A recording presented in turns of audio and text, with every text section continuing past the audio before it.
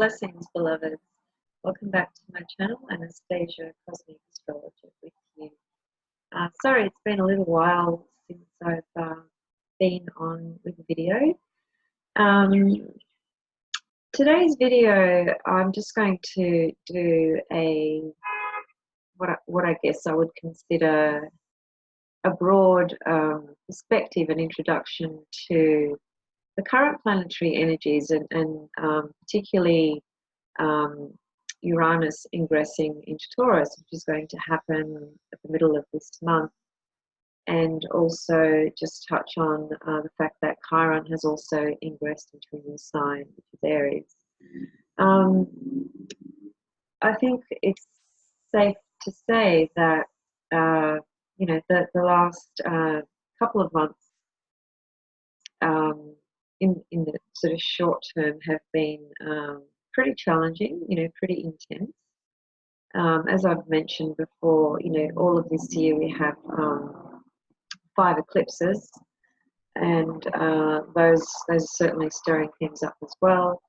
And the next eclipse we're going to go into is at 13th of July 2018 at 20 degrees of Cancer, and there's a few things going on around that time as well, which I think will all somehow flesh out, more of the energies that are currently going on and sort of leading up to that as well. I guess I might just start with talking about Uranus, the planet Uranus, in a very brief and general sort of sense.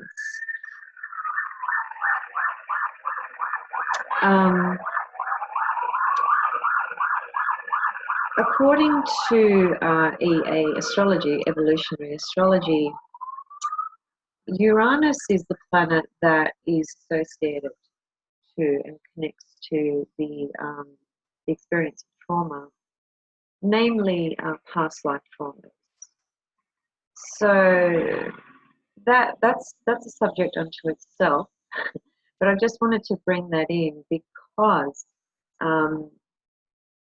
we need to sort of understand, I guess, the inherent archetypal energy of Uranus, and how it relates to the mental body, and the mental body linking to long-term memory, which is connected to past lives. But that aside for a moment, let's just look at Uranus without looking at the concept of trauma and past lives. Just some key words to kind of get a feel and get a sense of this Uranian energy that we all experience at different times in life.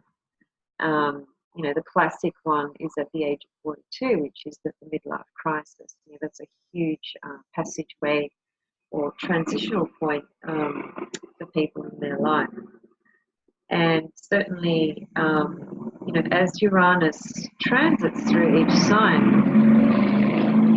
so from a collective point of view, we experience these processes of breakdowns, deconditioning, destructuring, revelations, revolutions, which,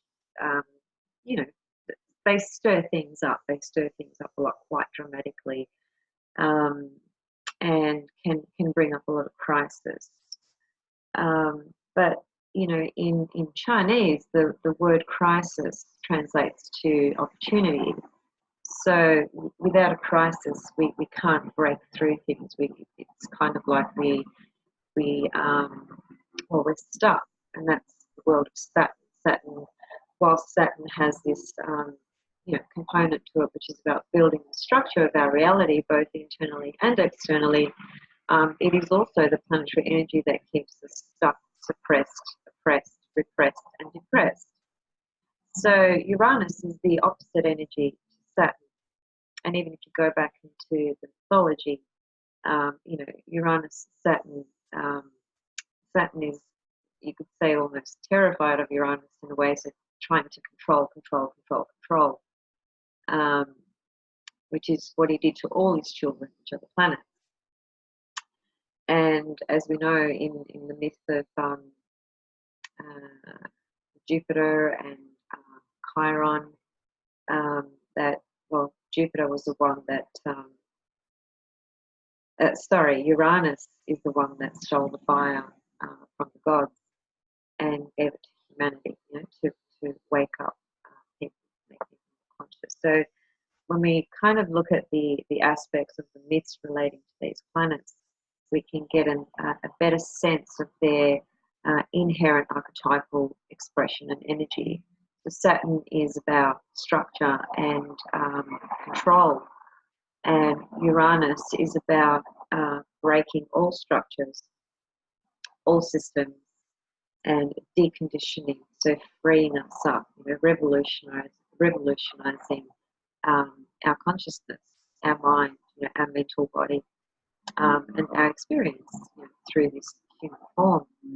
So, you know, Uranus is also associated with what's termed the individuation process, which is a term that we know Carl Jung coined and did extensive work on that whole concept and what that means, as seen through the archetypes of the zodiac. So every single sign, starting from Aries, ending at Pisces, that individuation cycle that unfolds, you know, through the 12 signs of the zodiac, is a journey that every single human being undergoes, and we're at different sort of stages in our consciousness with that individuation journey.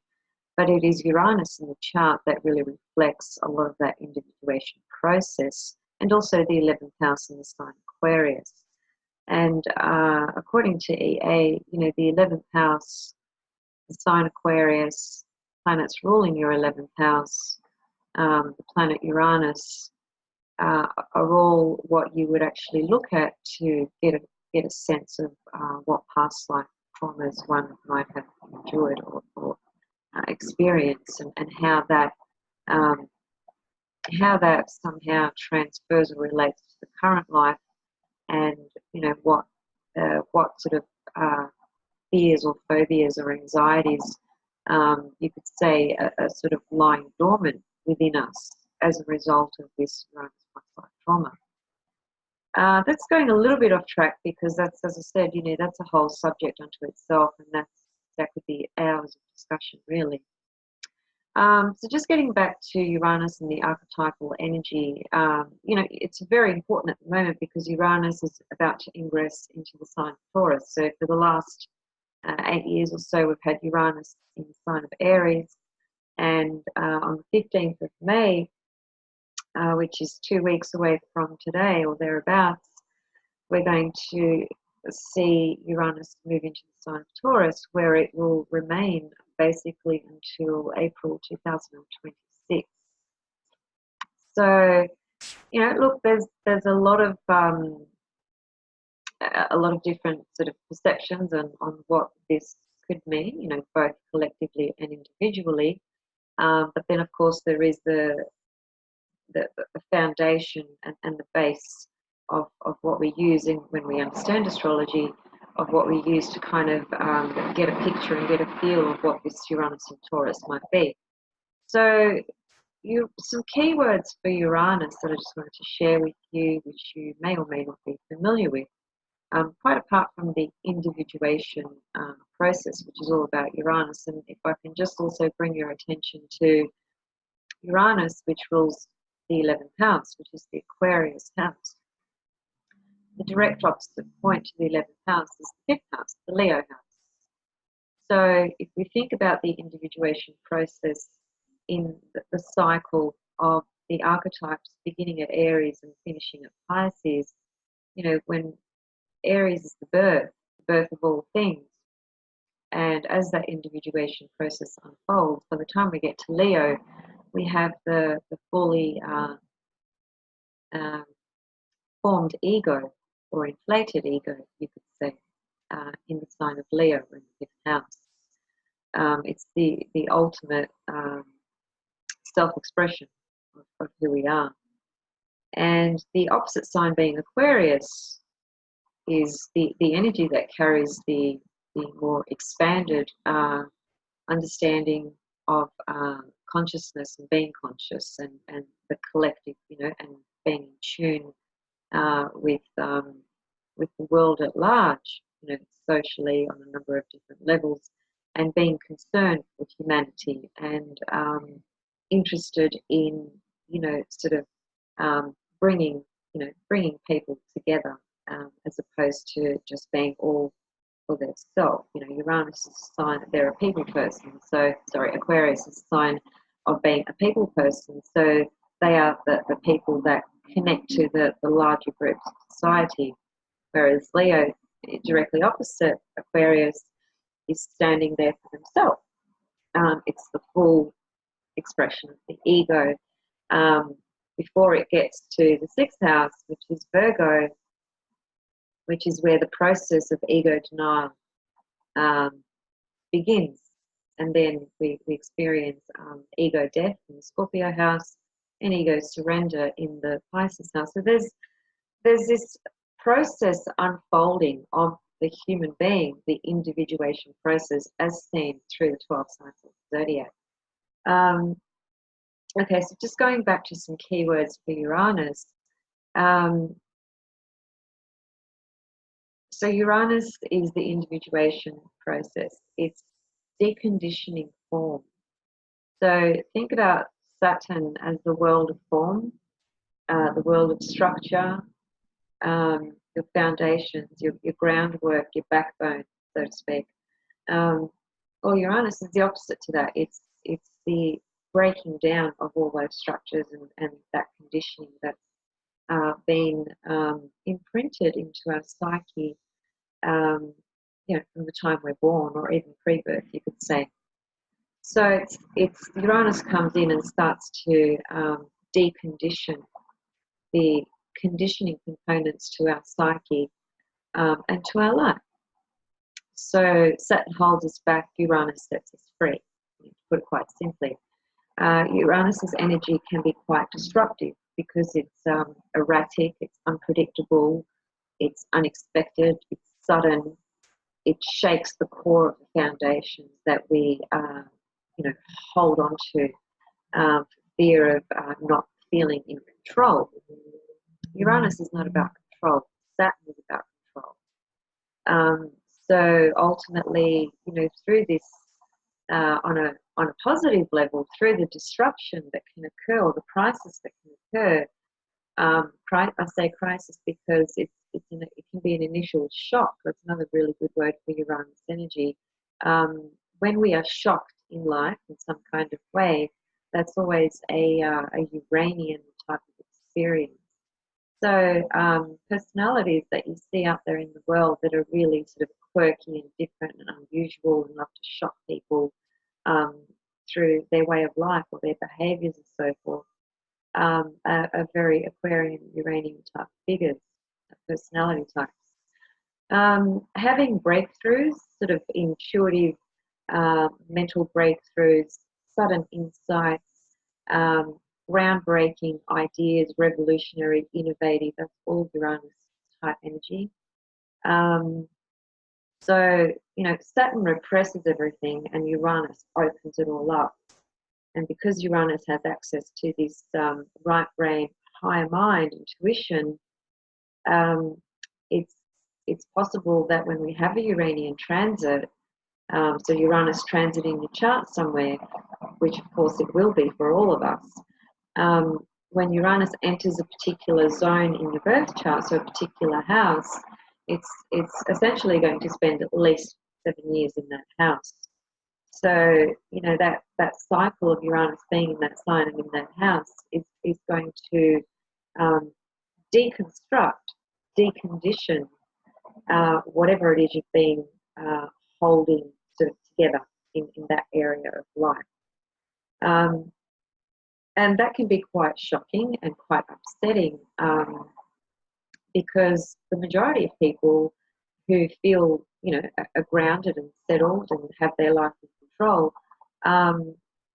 we don't want disruptions necessarily. Disruptions can be very upsetting on a number of levels, and they can also really stir up our central nervous system, which Uranus also connects And also a lot of, mental activity. When Uranus is transiting a house, there's a lot of electricity, mental energy going on, and you could almost say that Uranus is accessing something higher from that right brain, higher mind, and the consciousness, that everyday sort of level of operational thinking, which is Mercury, can't really cope with these sudden sort of bursts of whether it's knowledge, wisdom, insight.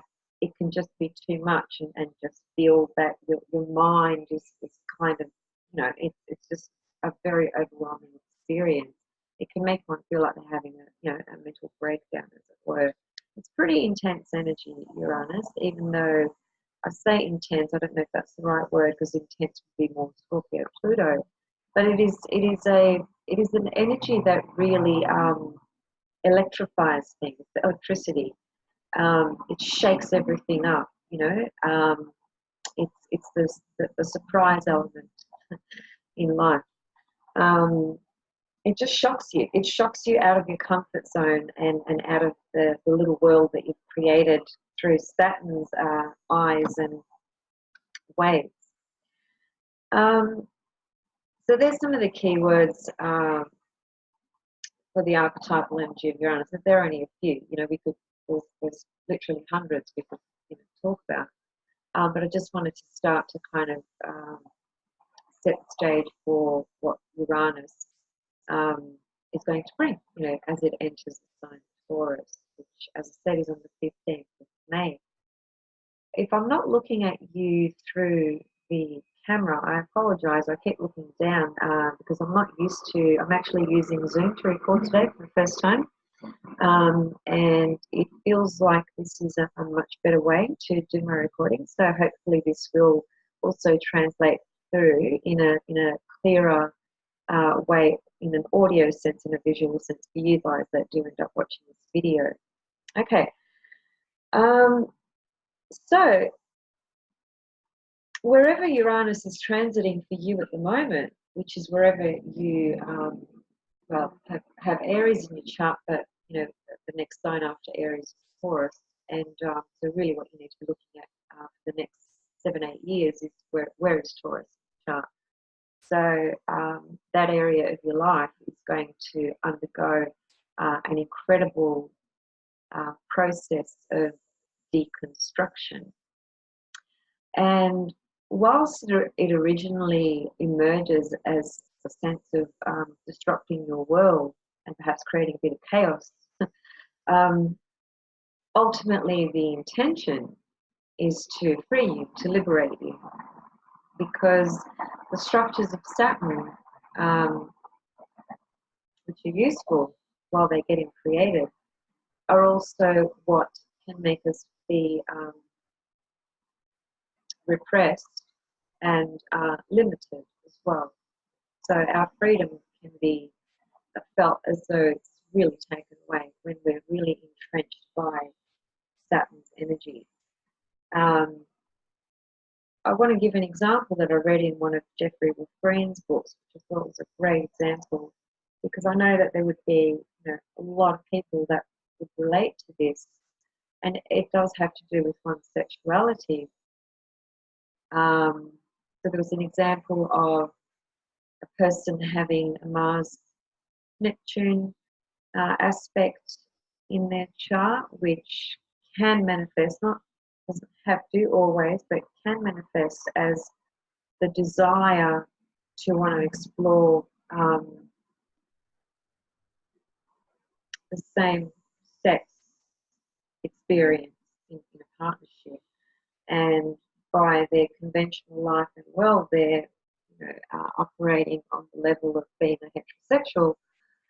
And so Mars's desires and Neptune is these other ultimate sort of realities and experiences. Now Uranus comes along and connects to this Mars-Neptune opposition, and it triggers things off. It opens that energy up, that energy of Mars-Neptune, So it liberates something that perhaps was lying dormant and quite suppressed.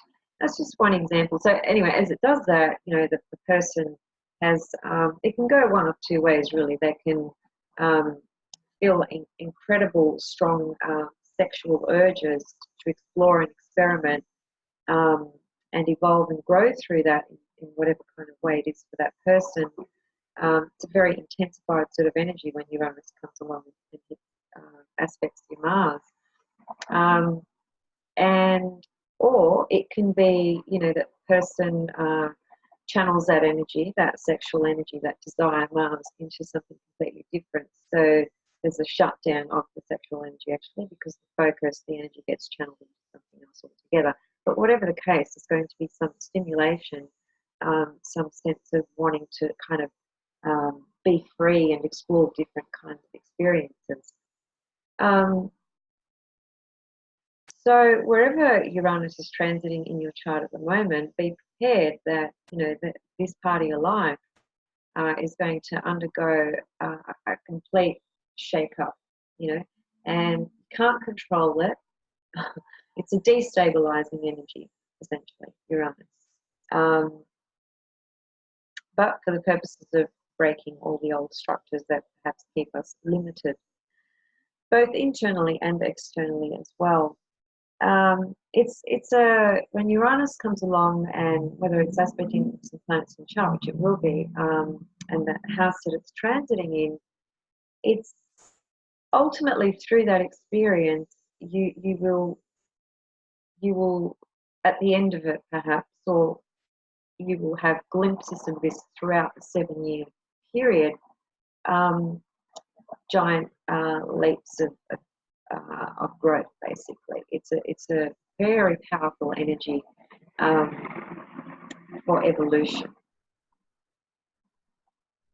because it frees you up. You know, to put it quite simply. Okay, so that's just a little bit on, I guess, how to start thinking about when you observe what is Uranus doing in your own chart, personally for you. Certainly we have the collective element, which is the fact that Uranus is going into Taurus on the 15th of May. That's a collective experience. So, as I said, it will be there until 2026.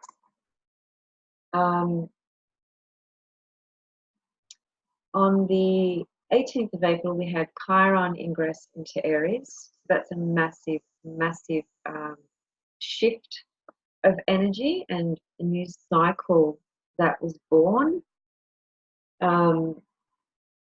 And, you know, look, I'm not going to unpack Chiron in Aries in this video because I just want to sort of focus on the month of Taurus and what the energies are looking like for this month.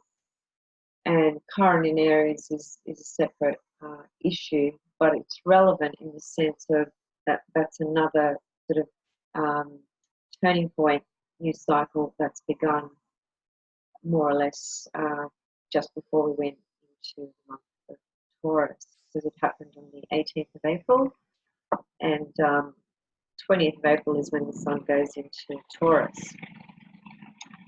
So before Uranus moves into the sign of Taurus, it's going to form one last aspect with Mercury, while Uranus is still in Aries and Mercury is still in Aries. So they'll be at the end of Aries, which is about 28, 29 degrees of Aries. They'll be there together before Uranus takes the leap into the sign of Taurus. Now, you know, we've got the sun in Taurus. I'll just share my screen actually, because I want to show you guys.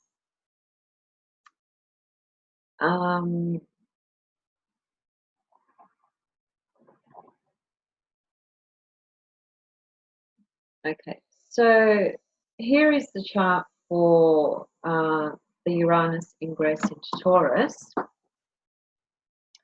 and it happens in Australian Eastern Standard Time, because I'm in Australia, 2 a.m. on the 16th of May. Now, here is Uranus down here. I hope you can all see my cursor because I can't see what you can see. I'm just hoping that you can see it. Just in case you can't, I'll name things to guide you, but hopefully you can. So in the second house down here, which it doesn't really matter about the house because this is just a chart for the Uranus ingress here in Australia. That's all that is. But what I want to bring your attention to is just the fact that Uranus, you can see here, it's at 0 degrees of Taurus and 0 minutes of Taurus. So it's literally just popped into Taurus. And Mercury is trailing behind it in the sign of Taurus. We can still see that Jupiter is also still retrograde at this time. We've had Jupiter, Saturn, Pluto all move retrograde in the last. Sorry, I'm just trying to enlarge my screen a bit. No, that doesn't work because it covers the chart. You guys will just have to deal with seeing. Whoops. A smaller screen of me. Sorry about that. Yeah, so we've had Jupiter go retrograde. We've had Saturn go retrograde in Capricorn, Jupiter go retrograde in Scorpio. We've had Pluto go retrograde in Capricorn. And there's Mars up there right at the end of Capricorn. This is around the 16th of May, before he gets ready to go into Aquarius, which will Mars will basically go through this retrograde cycle through Aquarius and Capricorn, close to the end of the year. So it's a few months of Mars just spending his time in those two signs.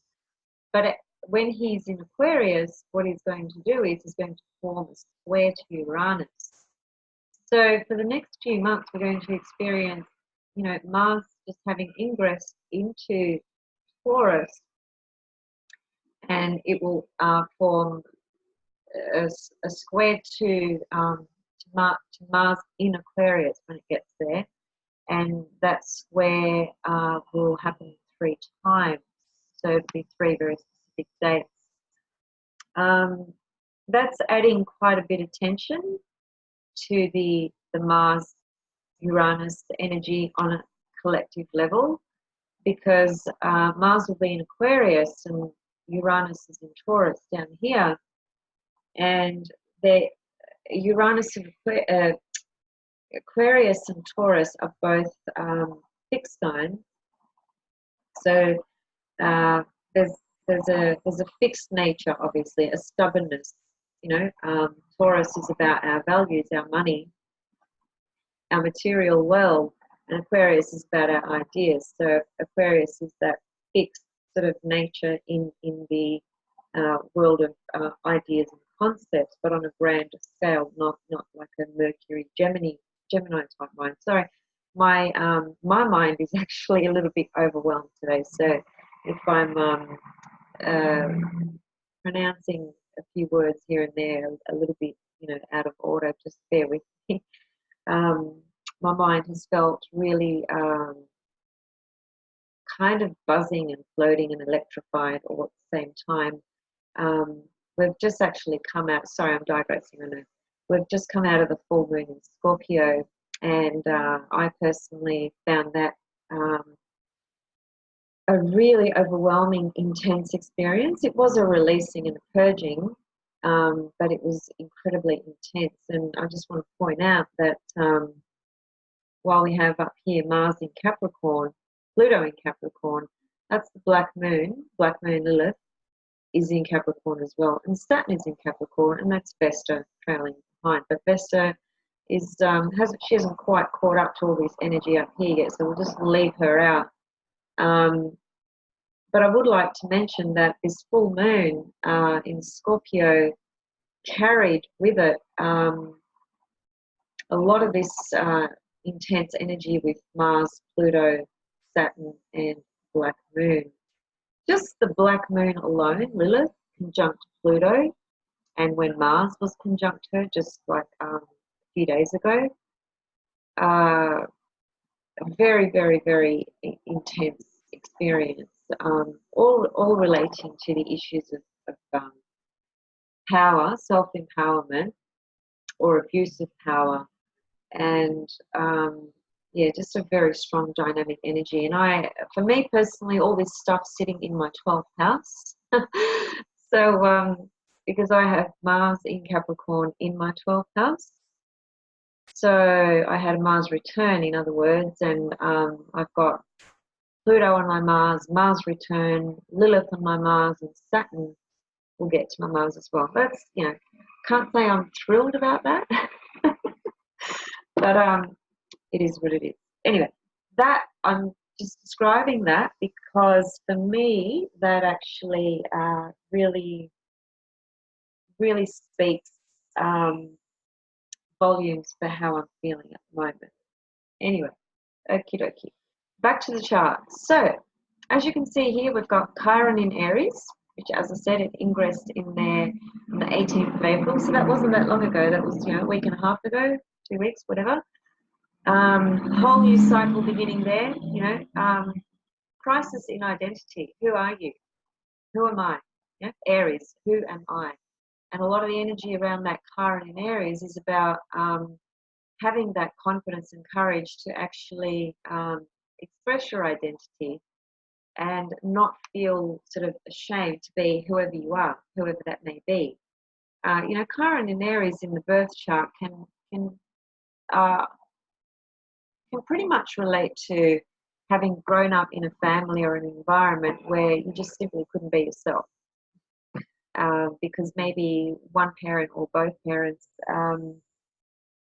just whether it was inadvertently or indirectly or, unconsciously or consciously, whatever the case was, there was a sense of either one parent or both parents not allowing you to be yourself.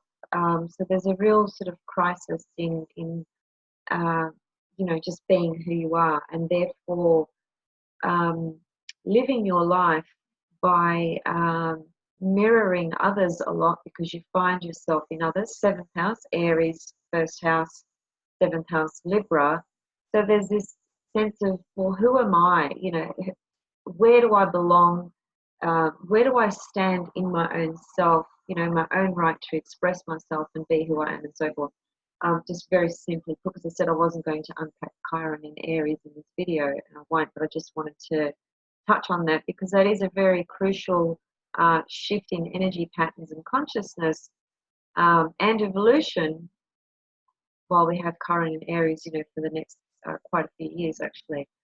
But getting back to Uranus in Taurus, or even actually before I unpack more of Uranus in Taurus, if we look at this chart here, we can actually see that there's a new moon in Taurus, just as well, it was just before Uranus into Taurus, but literally like talking hours,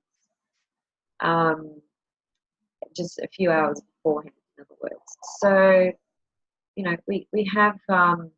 we have this beautiful new moon stabilizing Earth energy.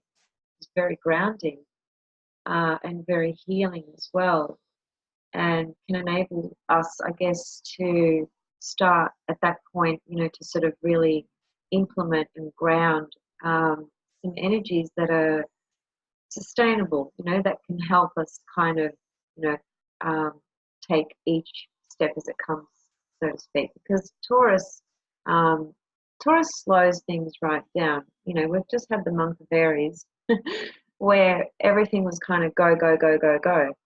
But certainly as Jupiter, Saturn, and Pluto have been retrograde, things have slowed down anyway. So there might be a sense of a bit of a quiet period, just need to give it a few more days, because I'm doing this recording on the 1st of May. The chart I'm showing you is for the 16th of May, so it's 2 weeks ahead. And 1st of May is just, a day after this full moon in Scorpio that we've had, which, as I said, was incredibly intense. It did hold some promise, though, because it was in Scorpio, which was forming a sextile, actually, to the Black Moon, Lilith, Pluto, and Mars. So the sextile aspect has the potential to produce some kind of opportunity, but it's a question of, you know, how receptive one is to that opportunity, and you know, whether they notice it at all. Because we've got to remember, you know, the full moon, you know, it's illumination. It brings things to light, brings things to a head. It gives, you know, a greater sense of awareness, and highlights, you know, whatever it's been carrying beforehand. And it is intense for a few days, the full moon, but then, you know, all things sort of start to kind of dissipate as the moon changes signs and is no longer full and starts going through the rest of its cycle as it disseminates around the chart. But I think 1st of May, it's safe to say that, you know, people are just kind of starting to kind of snap out of or detach a little bit from the intensity of that full moon in Scorpio we just had. So the point of mentioning that was simply that, you know, we've had this intense energy of the full moon in Scorpio, you know, all the Aries sort of fast pace of things moving quite quickly. And what I'll do is I'll just animate the chart, and I'll just take it back to, so this is a little facility, a little function here that just enables me to backtrack or go forward or whatever the case, whether in minutes, hours, days, weeks, or months. This is Solidify. It's a pretty great program. So here we are. Okay, so this is the chart for today, 1st of May. So we can see there's the Sun in Taurus, Uranus is still in Aries, Chiron is very early into Aries, Saturn, Lilith, Pluto, Mars all in Capricorn, you know, pretty close together. The closest really today is Mars and Pluto. Mars has been over Lilith. So, you know, when Mars went over Lilith just in the last week or so, I suspect that there was some pretty intense power issues that came up for people, whether it was in their workplace, people they work for, work with, raising issue of abuse of power in some kind of way. And I'd be interested to hear people's feedback or people's own experience with this. Certainly you need to look at where that Lilith, Pluto and Mars figures in your own chart, where it falls. So wherever Capricorn is in the chart, that's obviously going to draw greater context of how this was relative to you and why and what it brought up for you. So we must always reference the planetary energies back to our own birth chart, the current planetary energies, or past, post, whatever. It's always in relation to our own birth chart to be able to get some kind of context and specific reference point to which area of our life is going to really play out in and impact. So, Sun in Taurus, Venus in Gemini. Venus in Gemini is an easy energy. It's just a lot of social activity that involves a lot of communication, basically. So that's a pretty light-hearted energy. We have the moon up here in Scorpio because the full moon was in Scorpio. Okay, it was in it was full when it was about 9 degrees of Scorpio, so it's moved on now, about 8 degrees or so, and heading towards a conjunction to Jupiter, which will be there in a few hours, depending on whether you're in the southern or northern hemisphere. That might be tomorrow, some, and in a few hours for others. But anyway, look, that's going to be, you know, just a few hours, you could say, of, you know, Moon and Jupiter joining up together and adding some, you know, a bit of a feel-good type of energy for the day, which, you know, would be a nice change from the intensity that we've just had, although the moon is still in Scorpio. But, you know, put Jupiter there and it can not lighten it up because it's in Scorpio, but it can, I guess, invoke some deeper, more optimistic feelings, as opposed to the darker Scorpio shadow stuff that can be quite uncomfortable, can be quite challenging, and can sometimes take us into very deep, dark sort of spaces that, yeah, sometimes we need to go into in order to, you know, to kind of get all that going and purge it out, basically, right? That's what Scorpio does. It purges everything. But with Jupiter, you know, it'll just be a day of, you know, you might just connect to something more positive that will make you feel more upbeat. And you could see last night I saw Jupiter and the moon together in the night sky. It was just stunning. I love seeing the moon and Jupiter and moon and Venus in the night sky. It's just absolutely magical.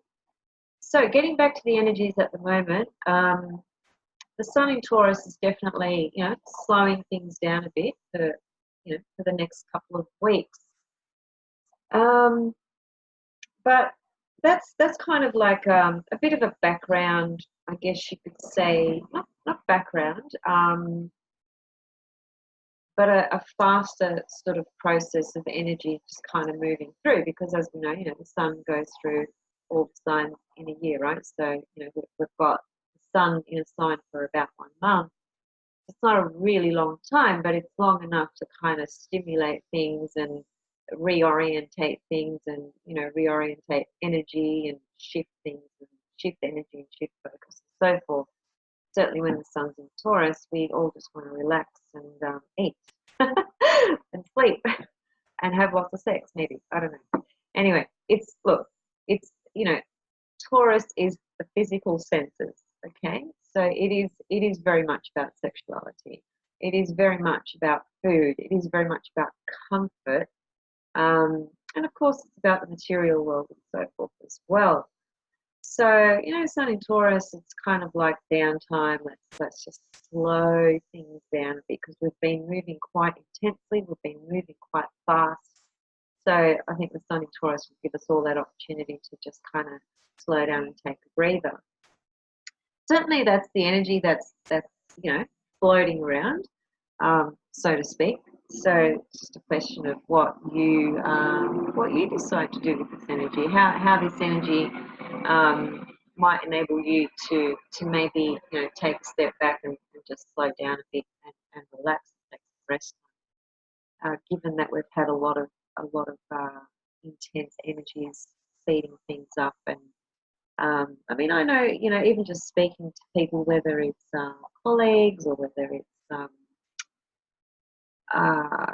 friends or random strangers, there's always this sort of sense that people, well, especially in the last couple of months, you know, there's an intense sort of feeling of, you know, people are rushed, or people are being pushed, or you know, they have to deal with so much, they have to juggle so much. It's like there's no time to breathe. It's hard to catch up with people because everyone's schedule is just frantic, you know, all this sort of stuff.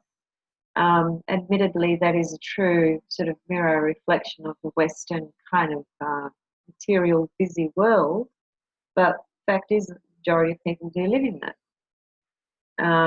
You know, unless you're a monk, or unless you're a whatever, I don't want to put any labels on things, but unless you live in some rural, remote area where, you know, there's 100 people and you don't even see those people. So anyway, most of us live in a very busy, fast-paced life, as it were. So Taurus can, you know, just sort of draw things back, slow things down a bit. Now, on a bigger kind of scale and a longer term scale, you know, when we think about Uranus in Taurus, might just exit from that for a minute. Uranus in Taurus, I feel, I mean, there's probably going to be some unknown. There has to be some unknown, unexpected things, because that's what Uranus does. It brings up what's totally unexpected. Now, as astrologers, what most of us are going to do is we're going to think about Well, okay, well, what does Uranus represent? What does it mean? How is the Uranus energy experienced and played out? And then obviously we're going to look at Taurus and, you know, what Taurus means, the archetypal nature and energy of Taurus. And we're obviously going to put the two together, try and make sense of that, you know, personally and collectively. So there's only so far we can go with that knowledge, right? Which is relating to, for example, some of the keywords that I used before when I described the energy of Uranus, which is about, you know, freedom, liberation, revolution, shock, unpredictability, uncertainty, restlessness, higher mind, intuition, all that sort of stuff. Now bring in Taurus, which is, you know, really it's a very different energy, Taurus to Uranus and Aquarius. So Taurus is, you know, it's the world of the senses on all levels. As I said before, you know, eat, sleep, rest, the essential delights, pleasures of life, and so forth. It's the appreciation of the tangible experience of life on all the various facets and ways that manifests. Sorry, I keep looking down. I must look up. Actually, I just want to give a really cute example of not Sun in Taurus, but Venus in Taurus. So Prince, the singer who crossed over the other side 2 years ago and a few days. I'm a very big fan of Prince, and probably another reason I'm mentioning him. But anyway, he had Venus in, he was a Gemini, but he had Venus in Taurus in his birth chart. And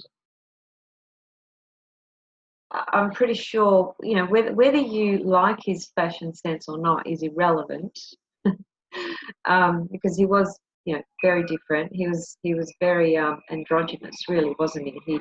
That's Gemini, you know, the twins, the male and the female. So he had a strong resonance within him with the masculine and feminine, and was able to tap into both and express that in the various ways through his artistry, basically, whether it was through what he was wearing, or how he was singing, or the songs he chose to sing, or the songs that he wrote, and the lyrics and so forth.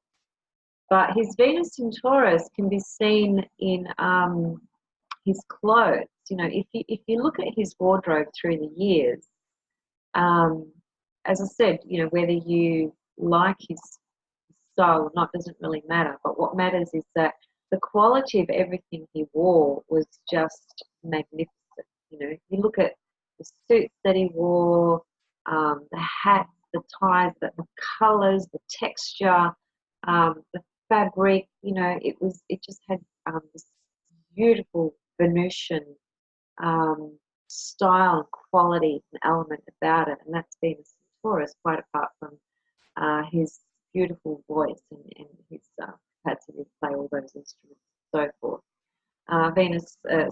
Taurus rules the throat, and you know, Venus is very much about art in the various ways. But anyway, I just wanted to mention that because, you know, that's a beautiful expression of Venus in Taurus in the physical and the appreciation of, you know, texture and touching and, you know, being tactile and things like that. That's all Venus Taurus energy. So, you know, Taurus is what makes us feel stable. It's Taurus is the most fixed of fixed. Now, fixed is a term that is used to describe certain signs in the zodiac. The fixed signs are Taurus, Leo, Scorpio, and Aquarius. And out of all those signs, the most fixed is Taurus. So, you know, I'm sure all of you have heard the expression or have thought of it yourself, gee, Taurus is so stubborn. Why? Because it's the most fixed sign of the 4 fixed signs. and it's the first fixed sign of the 4 as well. So it's if we think about the individuation process and Aries being birth, the experience of coming out into this 3D reality, this life, and into this body. Well, after that experience of birth and just emerging, we start to then experience the senses, the body, the vessel that we've taken on or come into to express and experience the world of the material, the senses. So this is why Taurus connects to the material world so strongly, and why Taurus is the archetypal energy that is very much associated with building, money, values, more money, more values, more money. So yeah, the world of the material. And it's a very stabilizing energy. So when we have, you know, a cycle of Taurus energy in some kind of way through our chart, it's essentially a stabilizing type of energy. You know, it can be very grounding. It's an earth sign. It's a fixed sign. It's the first earth sign.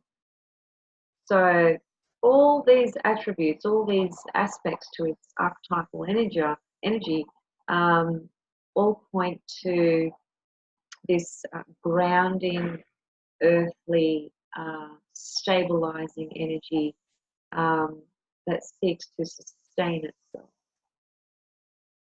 I'm trying to build a story here because I want to kind of emphasize how weird it's potentially going to be having the planet Uranus go into the sign of Taurus, because the two don't have anything in common. Not at all. One's of this earth plane completely, about the physical material plane, and how do I build more, and how can I enjoy and please myself and, you know, experience the world of senses and pleasures and all the various facets. And I don't want to be disrupted. I don't want to be rushed or pushed. This is Taurus. I want to take my time. If I have a piece of cheesecake in front of me, the Taurus person will eat that so slowly, generally speaking. Why? Because each mouthful they have, there's an explosion of the senses going off in their mouth. So they have this incredible ability and appreciation to taste and sense and smell all things. Sometimes that can be really bad, because if something doesn't smell great, well, that's not a nice experience.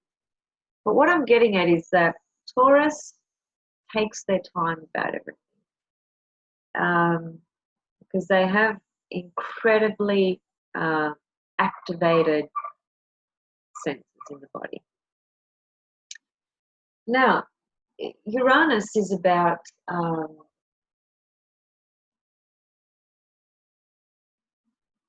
shaking that ground, destabilizing that ground, deconditioning, destructuring. So if Taurus is about the material world, then on a larger scale and on a collective scale, and collective scale, what we're looking at is potentially the world of banks, the world of money, online banking, cryptocurrency, the land, real estate, all things to do with the material world essentially, but very specifically the world of banks and money and land and property and real estate. Those especially are going to undergo an incredibly massive crisis, which will lead to liberation and revolution. And one way of perhaps looking at that is, you know, when we look at the state of the world, we can, you know, we can all identify and we can all see that there's an incredibly inequality, imbalance with the material world. Very simply put, the majority have little money and the minority have a lot of money. So there's people that own 3 or 4 houses, there's people that own houses that are worth billions of dollars, and then there's people sleeping in the corner of stress. There's a massive injustice and inequality. So I'm guessing that, you know, Uranus in Taurus is really going to shake the world of banks and finances, and yeah, really disrupt the world of real estate as well. So it'd be very interesting to see what happens to the market, the real estate market, while Uranus is in Taurus. I think it might just even bring about, you know, opportunities for people to potentially get a foot in the door who otherwise, you know, would never be able to, simply because of the way things are going to completely destructure and change. The other area of life that's going to be really highlighted and shaken up is the world of values. So every single human being has a set of values. There's no right or wrong in any of those really, because, you know, it's all relative, isn't it? I value this, you value that, etc. But on a collective level with Uranus and Taurus, where we're really being, Uranus is you know, is knocking on the door and he's saying, hey guys, I'm just going to shake up your world of values and what you've valued all this time and what you thought is worth valuing and what you've held on to, and, you know, all this conditioning of, you know, you value this and it's only got to be this and it's got to be this way and it can't be any other way, and, you know, all that sort of stuff. So that's going to get a big stir, a big shake up, a massive disruption. So the world of values collectively, because if we forget about ourselves individually for a moment, that's another thing, and that, you know, really needs to be assessed with your own personal birth chart. But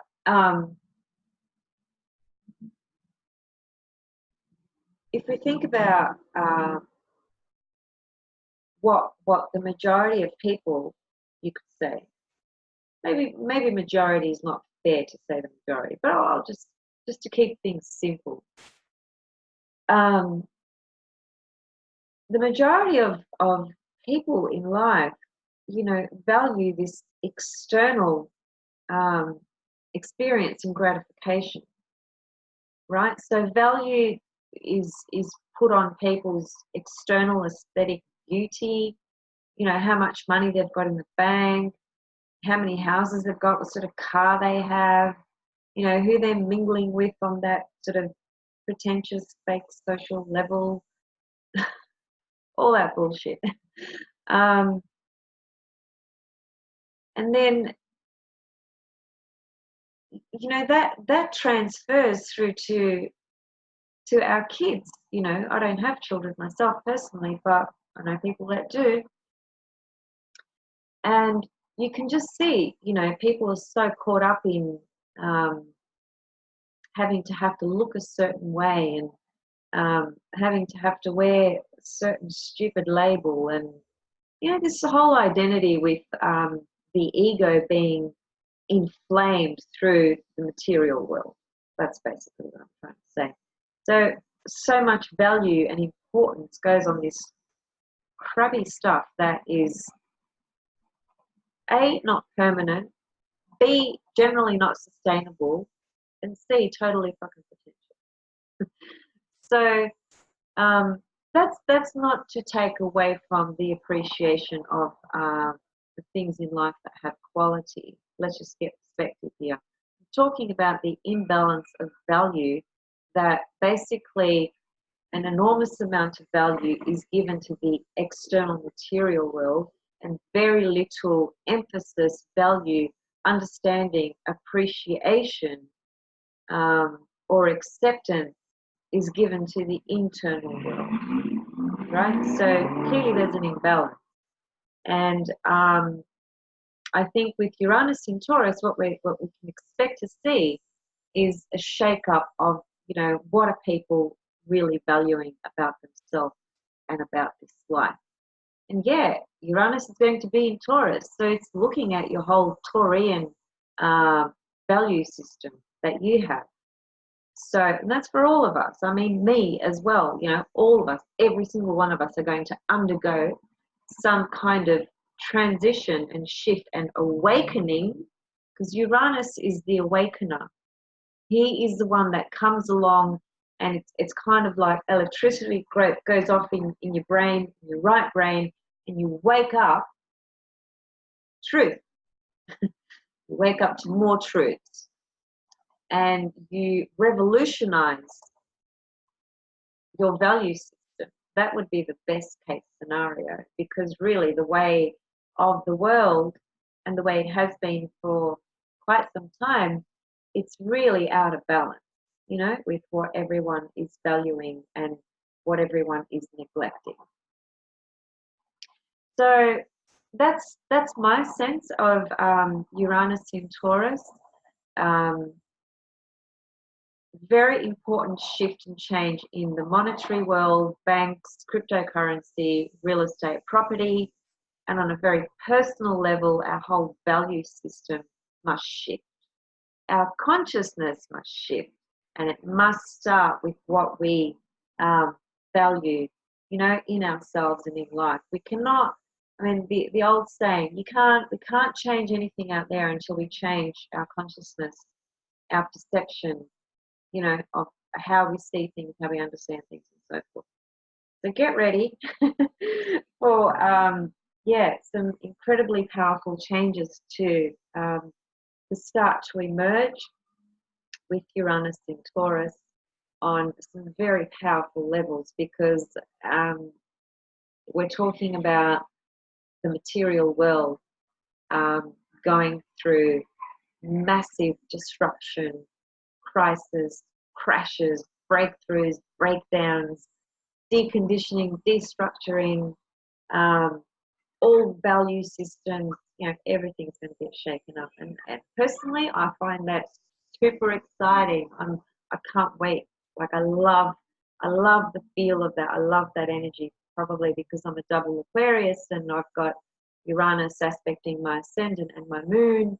So, you know, I've got very strong Uranus energy in my chart, and therefore I resonate with this energy of being liberated and breaking through things, and not being enslaved, imprisoned by a bunch of bullshit systems that have held humanity back for a very long time. So liberation in order to connect to the fact that we are sovereign beings and we are free and divine. Going off on a little bit of a different tangent, but anyway.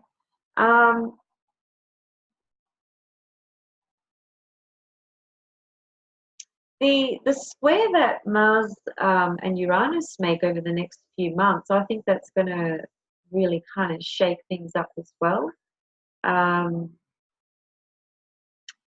It's kind of like, well, Uranus in Taurus, personal values.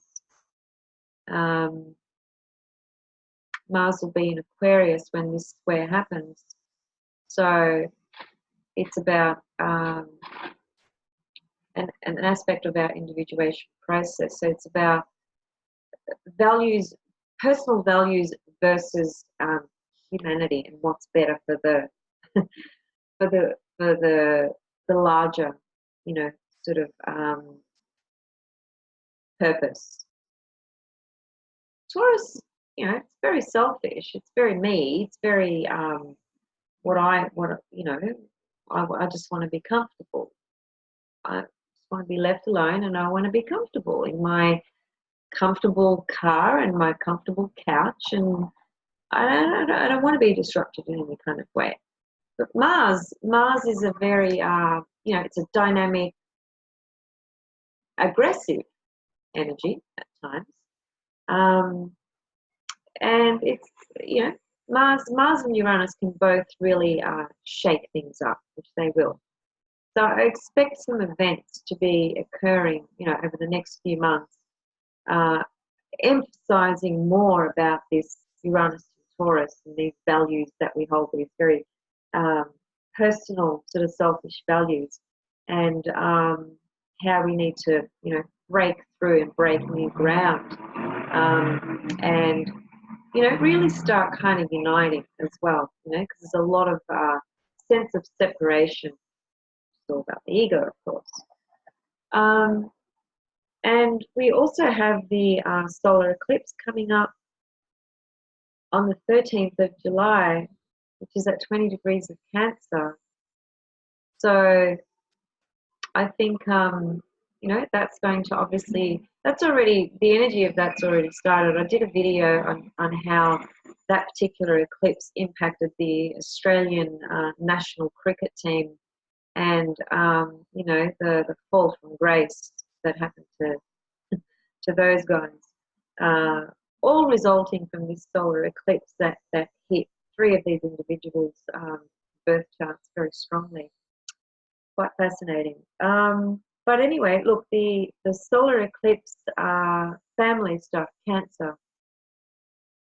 So yeah, family issues, I would suspect, obviously. But the energy is quite, you know, it's unconscious. It's moon, Cancer. It's very unconscious energy. So it's very difficult to predict, you know, what that's going to be, even to just make a broader general sort of prediction and statement.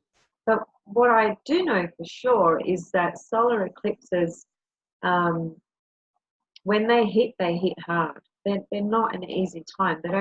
They generally don't bring about good results, unfortunately. They seem to, it's kind of like they bring something up from the unconscious, right, and bring it up to the conscious, and suddenly it's exposed. So if it's something that's really dark and dodgy and dishonest, then it gets exposed. That's what happens. So, you know, on the one hand, we could say that, well, that's great, because people who are acting in a deceptive, dishonest way, well, their bullshit's going to come up, and it's going to be seen, and it's going to have to, you know, someone will have to be accountable and responsible. That's another way of looking at it. But yeah, solar eclipses generally, I have not seen much evidence of them producing positive, for lack of a better word, results. They generally just bring things up from subconscious and unconscious that needs to come through, and be released or dispersed or exposed. So I guess you'd need to look at where 20 degrees of Cancer is in your chart, and not just that, but this 20 degrees of Cancer aspect, either by conjunction or opposition, personal planet in the chart. Namely, you could also explore the outer planets, but I'd be more interested in looking at Sun, Mercury, Mars, Venus, with regards to this eclipse.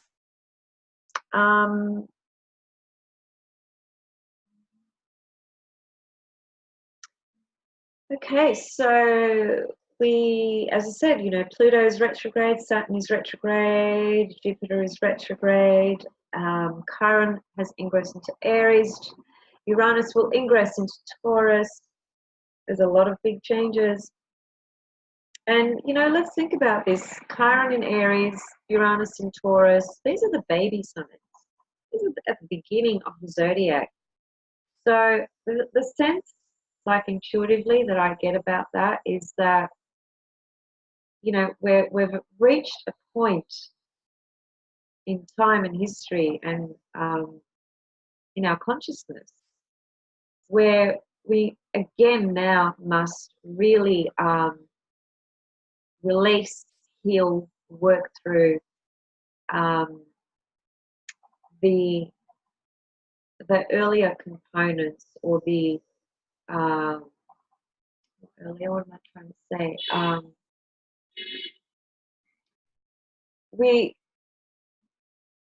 Our sense of identity,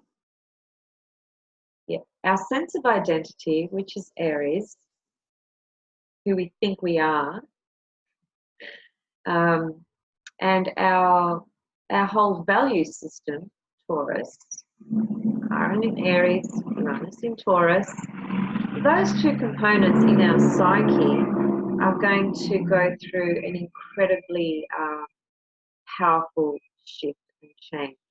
Not only because Chiron has entered Aries and Uranus has entered Taurus, certainly that is the bigger reason, but the fact is this, that Chiron has been in Aries before and Uranus has been in Taurus before, be it a long time ago on both counts, but the world has experienced those planetary energies in those archetypal signs. Point of difference, though, is that we are at a very, very crucial and significant time in history at this point, based on basically the collective evolution. Yeah, very simply put, our level of consciousness and awareness today is very different to what it was 84 years ago.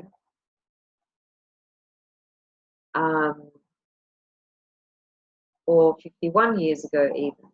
I'm just talking about cycles of Chiron return and Uranus return, because that's how long ago it was when Chiron was in Aries and Uranus was in Taurus.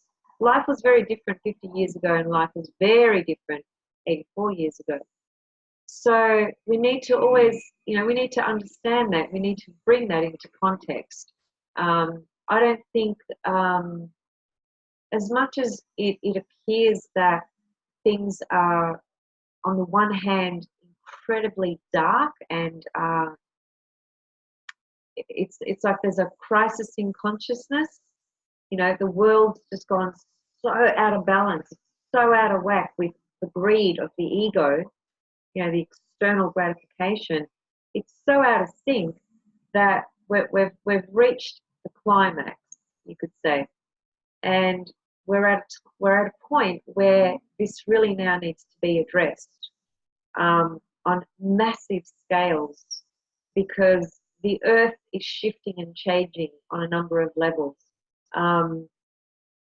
Spiritually, on a electromagnetic level, on a physical level, global warming, 80% or thereabouts of sea creatures in the ocean are dead or dying because of plastic. All these terrible issues. So crisis in consciousness is I think, a good way of describing where we're at in our evolutionary cycle and point in life at the moment. So, Chiron in Aries, Uranus in Taurus, it's bringing up these issues of this identity that we identify with, who we think we are, versus, I suppose, getting a more truthful sense of who you actually are, who we really are. And also, Taurus, Uranus in Taurus is all importance on material values over what you could say is more important, like spiritually, collectively spiritually, and in terms of compassion and giving and sharing and uniting and all those things, rather than just thinking, well, I've got to have $1 million in my bank by the time I'm 40. When I've done that, I'll be happy, and just stuff like that. This all importance and value placed on this external world, which is the driving force of greed. Greed leads to dysfunctional, evil, bad behavior which hurts things, including our animal kingdom. It's been slaughtered on so many levels for people's bellies so that they can eat, and for trophies and making jewelry and whatever, from an elephant's tusks and things like that. It's chaos, right? When you think about the world like that, I think it's easy to identify that we've reached a point in consciousness crisis, and it's time to start, getting a bigger sort of picture on what we really truly should be valuing, or need to be valuing, not should, but need to be valuing, which is ourself, our spirit, our soul, our heart, our mind, all those things. Anyway, that's just a little expression of mine of what I feel these energies bring to the forefront, to be considered, contemplated, reflected upon, and hopefully people will take responsibility and accountability for the larger things that affect all of us. So that's my spiel of the Taurus energy, which is a little bit heavy, I know, and Uranus entering into Taurus, and the brief little touch on Chiron in Aries. But I think that can certainly give you some pointers and some things to consider for yourself and what's going on in your life at the moment, and whatever point in consciousness you're in, whatever age you're in, etc. And as I said, it's really important to pay attention to where is Uranus transiting in your own chart, what is it aspecting. I've had Uranus transiting my sun in Aries, the last year and a half.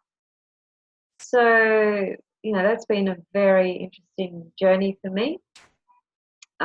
Uranus is not an alien energy to me. As I said, I'm double Aquarius, and I have Uranus aspecting my ascendant and my moon in my chart, and some other things as well.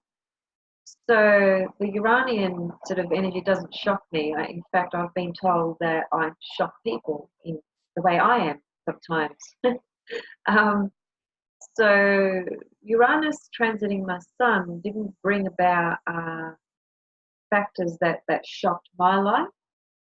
What it did very specifically and very briefly is it intensified and reawakened a lot of my astrology, and also diving into other areas of astrology that I hadn't previously.